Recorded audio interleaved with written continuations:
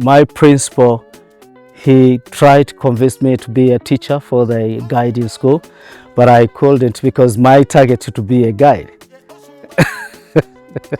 Yeah. So I refused to be a teacher, and I'm looking for a job to be a guide. After finished the college, I didn't get very quick maybe practical in the national park because I don't know the tracks, I don't know the way how to find the animals. What I did, I became a dishwasher. When I was maybe arrive in the camp, I should wash to assist the chef so that I wash dishes. And after washing the dishes, then I join with the clans in a big truck so that I know how to make a game drive around the national parks. My name is Amos Samuel Abilu, Maasai wandering guide. I have been in this job for 15 years in the Maasai wandering company. Tanzania, we have more than 16 national parks, but most of the very famous national park is from northern part of Tanzania. Northern part of the national park is like Arusha National Park, Kilimanjaro National Park, Lake Manyara National Park, Tarangire National Park, Ngorongoro Conservation Area, and Serengeti National Park. First of all, Tarangire National Park is a very nice park, and there's a high population of animals and a high concentration of elephants as well.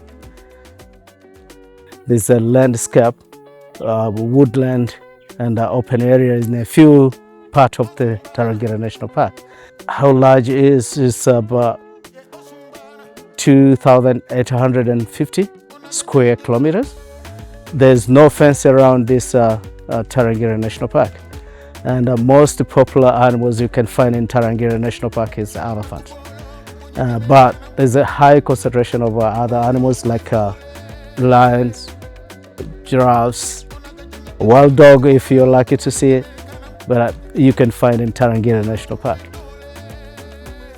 Let's move to maybe Ngorongoro Conservation Area. It's the second largest park in this northern part of Tanzania, which is 8,329 square kilometers. And the best place to find animals like endangered one, which is the rhino, black rhino, you can find in a crater, which is very, very popular, very famous crater. Crater is one of the 7 wonders in the world, and there's a high concentration animals than all national park. Serengeti National Park is very, very famous, and there's only 2 group of animals which is making a Serengeti National Park as a national park. I mean, popular. There's a wildebeest, zebra, which is making high grade migration animals. They move from the eastern part of this Ngorongoro to the western part and northern part of the Serengeti, which is they are doing routes to cross the Mara River, where they head into our neighbor country. My favorite park to guide is Serengeti National Park. Why? Because Serengeti National Park, every corner, every side in Serengeti National Park is alive. When I say is alive, there's plenty of animals. So you cannot be bored. You cannot repeat. You can stay maybe 10 days without repeat the areas the same times, which is I can go any corner and different areas so that the people they can enjoy it.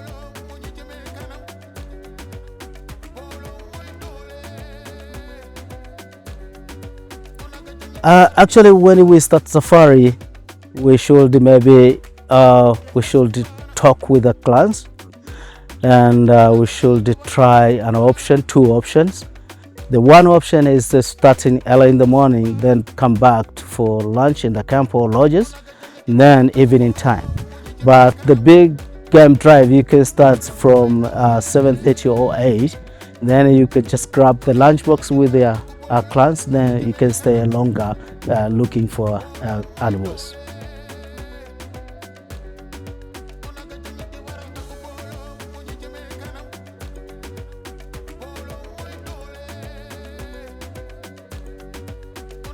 We do talking with our clients, especially when, for example, if you find a hyena, you can stop a robot, taking more than maybe 3 to 5 minutes.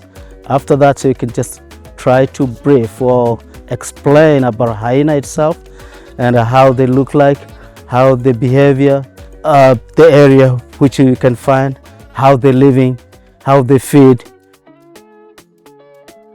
There's a very interesting a tribe which is the people they like to see them, like a Maasai, Hazabe, the Toga.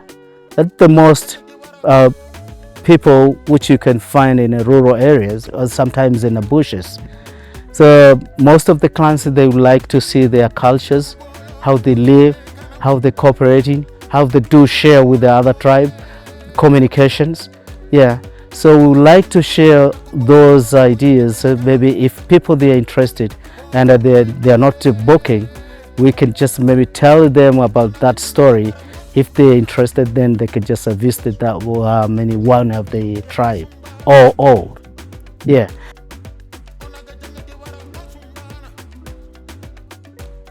Sometimes in a town, like small towns, Karatu, let's say there's a village is called Mtombu, so there's a walking area there. People they know how to, in Mtombu there's farmers, so that we can just walk with the farmers and that we can show how they plant, how they remove the weeds and so on. So people they are happy to share with that activities. Actually, before you live in the camp or lodge, you should make sure that the altar is very nice. There's good pressures, and there's nothing can maybe making you stop somewhere and try to fix it. That is with our job, to make sure that the car is clean. Maasai Wandering is the best company. They have professional guides, and they do in a high level of guiding. So I'm sure that when you choose the Maasai Wandering to travel with that, please, you're welcome, and we invite you to do safari again and again and again with youth.